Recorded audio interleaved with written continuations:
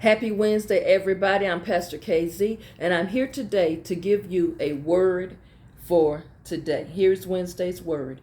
And today I want you to begin to expect great things, expect better things, and begin to walk away from anything that hinders your growth.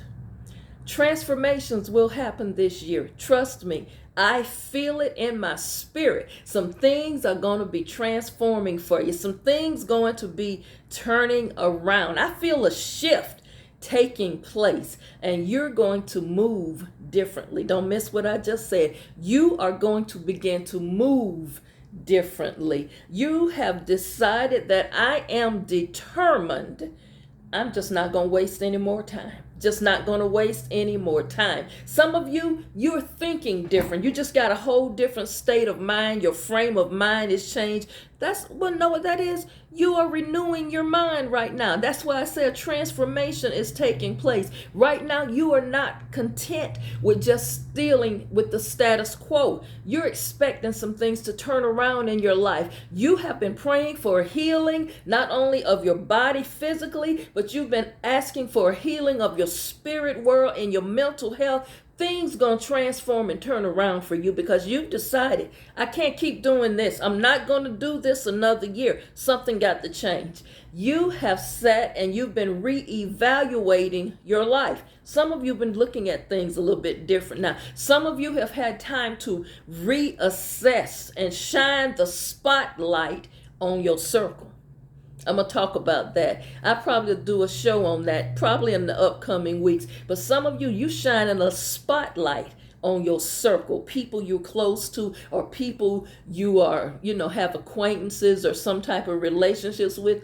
Yeah, you've been watching. You've been reevaluating some of those people. You have began to get your house in order.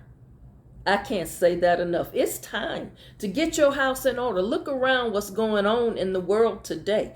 You've got to get your house in order and prepare yourself, because I still believe, in spite of what's going on around us, in spite of all of the negative things that they're showing us on TV, on social media, in the newspaper, we got to understand you might be living in this world, but you've got to have a renewing of your mind, and you've got to think spiritual thoughts. You got to think things on a higher plane, because we're not wrestling against flesh and blood down here. Y'all understand what I'm saying? So start getting your house in order. Some of you have already began to do some physical and some spiritual house cleaning.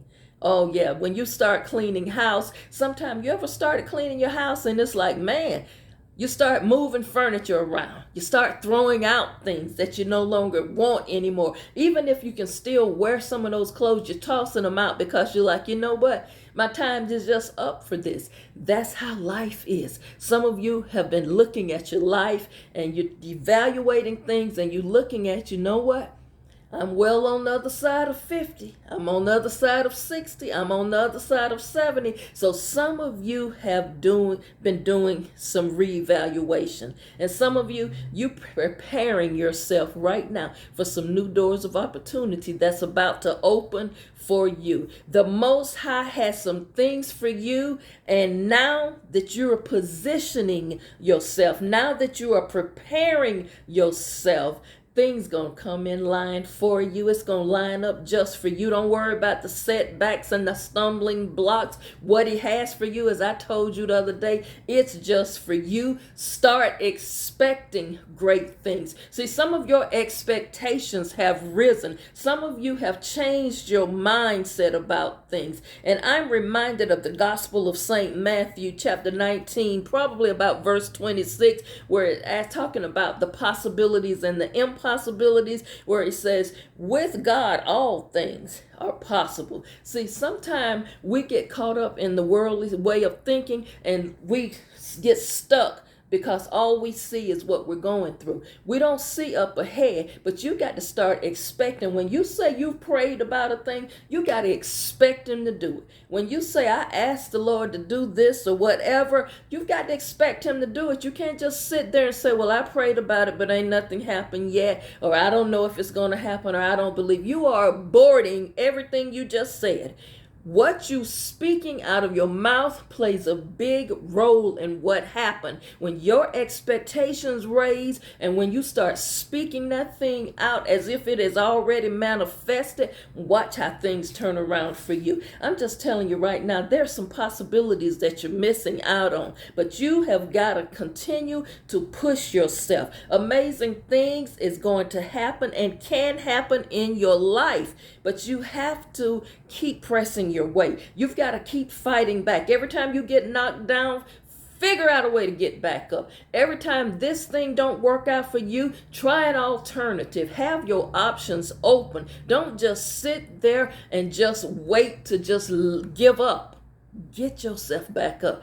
Your expectations need to be, you need to raise them, because enormous things is going to happen. Refuse to give in and give up. Keep pressing your way. Stand on your faith, y'all, and start speaking his word back to him. Encourage yourself. Speak over yourself. Stop waiting for somebody to do something for you that you can do for yourself. You have to want it bad enough. It doesn't matter. Mama can want it for you. Grandma can want it for you. Daddy can want it for you. But you got to want this thing for yourself. You've got to encourage yourself sometime. You can't wait for somebody to come and give you an encouraging word. They may not come that day. You've got to be able to speak over yourself. Speak into that situation. Speak life into that dead situation. And you've got to start expecting better and expecting more to come. I will say this. Don't settle for less if that's not what you want. Oh, that was a word for somebody. See, some people always like to use the quote from Corinthians when Paul talks about being content with such things as you have. Paul was already talking to people who was already multimillionaires. He wasn't talking to nobody struggling. He was talking about people who already had, and it was just greedy. Okay, just grasping for more and more and more. And what I'm saying, some of you are settling for less when that's not even what you want. And let's talk about relationships. If he ain't what you want, honey, don't settle for it. If she's not what you want, man, don't settle for her. Because guess what? If you're getting involved with somebody thinking that you're going to change them during the process, you can forget about that. Who they are is who they are. Either you accept them as they are or move on and find you a partner who is suitable for you. Don't settle for less unless that's what you want. You've got to raise your expectations. If you want this, and check those things off the box, make sure you present those things that you're expecting also. Don't expect the Lord to do something for you that you're not doing for yourself. I'm just saying. Get yourself focused. Find your balance. This was your Wednesday's word. I hope you was able to garner something that will help you make it through the week. Y'all have a wonderful day. Find your balance. Protect your peace. I will see you back tomorrow.